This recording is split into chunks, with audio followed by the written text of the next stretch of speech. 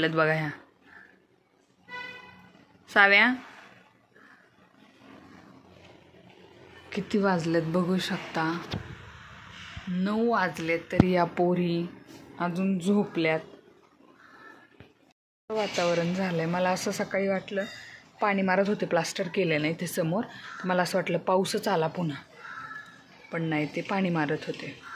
सकाळी खूप शांत वाटतं. आमच्या इथं समोर गार्डन आहे.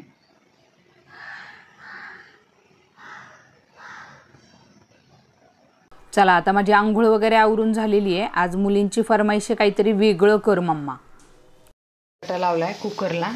आज मुलींना पुरी आणि बटाट्याची भाजीचा बेत आहे. बटाट्याच्या भाजीसोबत आपण नेहमी नॉर्मलच पुऱ्या खातो ना, फक्त गव्हाच्या पिठाच्या. इकडे तुम्ही बघू शकता कुकरची शिट्टी झाली आणि मी कणिक मळायला घेतलंय. तर नॉर्मल पुऱ्या करण्यापेक्षा मी म्हटलं काहीतरी वेगळं करावं, कारण कधी कधी काय होतं, शर्वी आहे ना फक्त पुरी खाते, तिला त्याच्यासोबत भाजी नको असते. मग त्या गव्हाच्या पिठामध्ये थोडंसं व्हेरिएशन केलं मी, म्हणजे पुरीचं पीठ मळताना थोडंसं बेसन पीठ, ओवा, मिरची, जिरं हे सगळं वाटून घेतलं आणि मग त्यात टाकलं, मीठ टाकलं आणि छान मळून घेतलं. उकडलेला बटाटा असेल तर तोही एखादा त्याच्यामध्ये कुस्करला ना, तर त्या पुऱ्या अजून खुसखुशीत आणि छान होतात. मग ते कणिक मळून बाजूला ठेवून दिलं.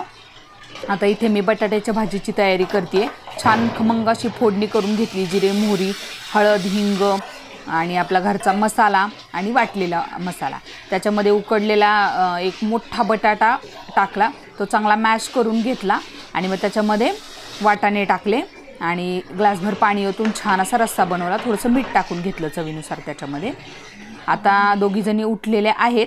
सावली फ्रेश व्हायला गेली आहे, तोपर्यंत ही उठल्या TV बघायला आली आहे बघा.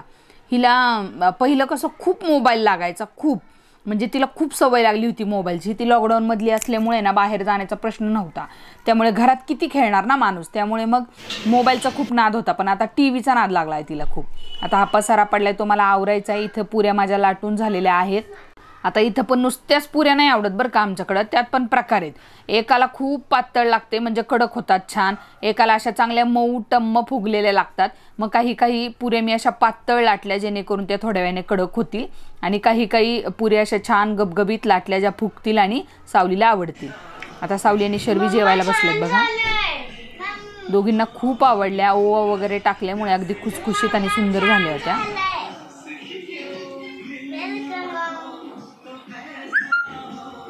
आपल्या आयांचं असंच असतं ना, म्हणजे मुलांनी खाल्लं ना की आपलं पोट भरतं. अगदी अशा गरमागरम पुऱ्या मुलींच्या ताटात नेऊन त्यांना खाऊ घालणं म्हणजे हे माझ्यासाठी जगातलं सगळ्यात मोठं सुख आहे.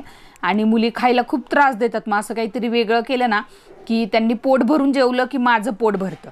तरीसुद्धा जेवायला घेतलं आम्ही दोघांनी. रात्रीची थोडीशी गवारीची भाजी शिल्लक होती आणि वाटाणे बटाट्याची भाजी आणि पुऱ्या, असं छान जेवण झालं आमचं.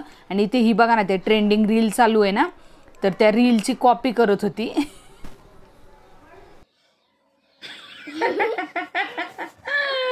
दिवसातनं 4 वेळा कपडे बदलायचे आणि 4 वेळा मेकअप करायचा. हे कुणाकडनं तर शर्वीकडनं शिकावं.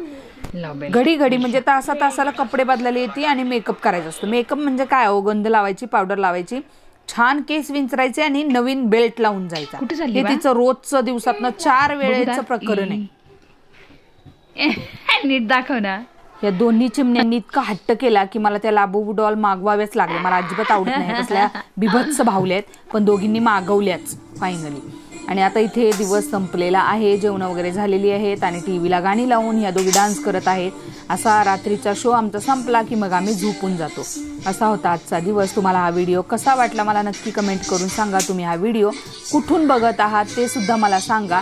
आणि जर अजूनही सबस्क्राईब केलेलं नसेल तर प्लीज सबस्क्राईब करून घ्या. दिवसभराचा आळस आणि थकवा असा निघून जातो या दोघींची मस्ती बघता बघता. किती सुंदर डान्स करतायत बघा.